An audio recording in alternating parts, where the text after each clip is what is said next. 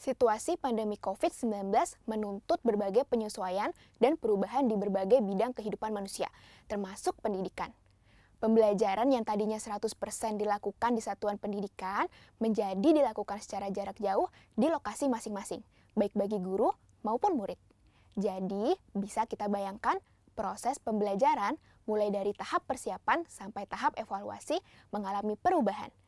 Lalu, bagaimana cara kita sebagai guru dan pemimpin satuan pendidikan menyikapi perubahan ini? Bagaimana cara kita memastikan murid-murid tetap dapat belajar dengan optimal meski pembelajaran tatap muka tidak terjadi secara langsung? Nah, bersama saya, Sana, mari kita cari tahu jawabannya melalui video ini.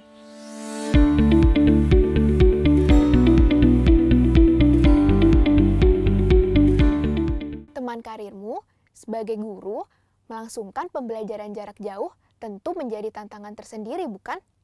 Ketika sebelumnya telah terbiasa melakukannya secara langsung di satuan pendidikan. Hal ini dapat dipahami lantaran melaksanakan pembelajaran jarak jauh bukan berarti sekedar memindahkan proses belajar dari satuan pendidikan ke rumah. Melainkan terjadi perubahan ruang belajar mengajar yang perlu diikuti dengan berbagai penyesuaian. Namun, ini bukanlah hal mudah. Berdasarkan temuan Edutopia tahun 2020 lalu, masih terdapat guru yang merasa kaget karena harus segera berpindah ke platform digital. Dan di waktu yang sama, guru perlu banyak mempelajari variasi aplikasi digital yang ada. Sehingga, waktu yang dibutuhkan untuk mempersiapkan materi ajar jadi bertambah. Sejauh ini, apakah ada teman karirmu yang mengalami kesulitan-kesulitan tersebut? Tidak sampai sini saja, tantangan lain juga bisa muncul dari aspek sarana dan prasarana. Pembelajaran jarak jauh dapat terkendala oleh keterbatasan paket data internet, kepemilikan gawai, sinyal yang tidak stabil, serta kondisi keluarga dan lingkungan di rumah yang berbeda-beda. Dan rentetan perubahan pada bidang pendidikan ini juga dirasakan oleh orang tua loh. Berdasarkan riset Kemendikbud tahun 2021, masih banyak orang tua yang beranggapan bahwa proses pembelajaran di rumah tidak efektif dan menimbulkan learning loss bagi murid.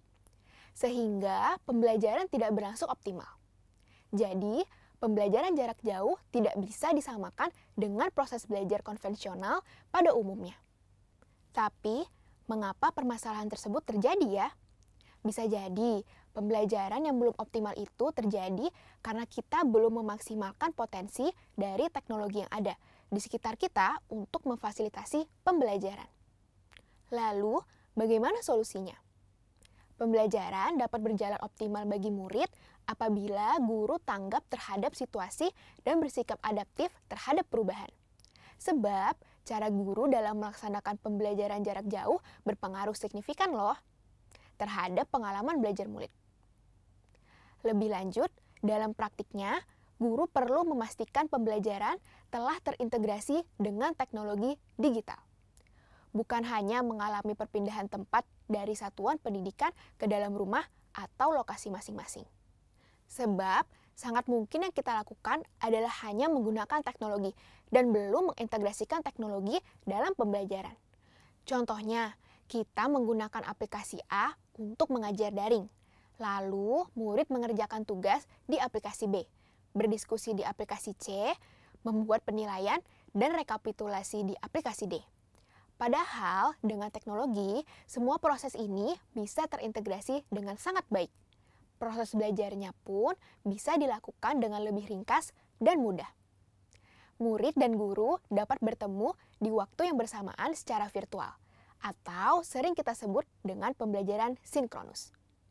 Juga, murid dapat tetap belajar dan guru dapat tetap mengajar meskipun tidak di waktu yang bersamaan. Atau yang sering kita sebut dengan proses belajar asinkronus. Nah, bagi teman karirmu, kira-kira kendala apa saja yang Anda alami selama mengintegrasikan pembelajaran dengan teknologi digital? Yuk, pelajari modul ini agar Anda dapat memaksimalkan integrasi teknologi digital dalam pembelajaran Anda, sehingga dapat menjadi lebih optimal dan bermakna. Selamat belajar dan selamat berkarya!